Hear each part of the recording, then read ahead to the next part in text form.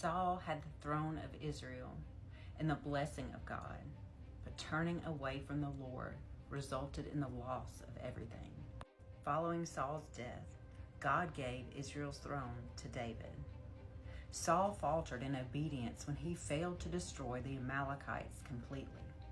God had instructed that none of the Amalekites, including their livestock, were to survive the attack. God rejected Saul as king because Saul disregarded the instructions in favor of sparing the Amalekite king and keeping the best animals for himself. On another occasion, he chose to disobey God and consulted a medium before going into his final battle with the Philistines. Even though Saul had sought wisdom, he did so in a manner that was clearly forbidden.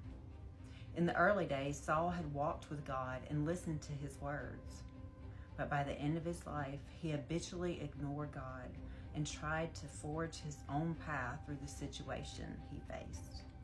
Before Saul, Israel had been led by judges raised up by God to guide and protect the people. God alone was their king. When Israel demanded that Samuel give them a human king like the other nations, God allowed it. But God also warned that the monarchy would be a mixed blessing, resulting eventually in hardship for the people. They also provide an object lesson in the relationship between divine and human authority.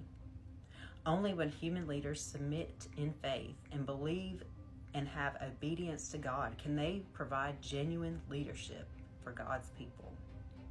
As Saul's failures mounted, God chose to put the kingdom in the hands of David. David outshone Saul in leadership, wisdom, and fidelity to the ways of the Lord.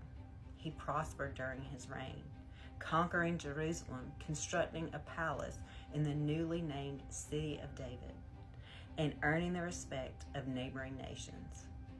But for all of David's good qualities, he was a sinner just like every other mere human. Jesus, the King of Kings, lived an earthly life far above the examples of Saul and David.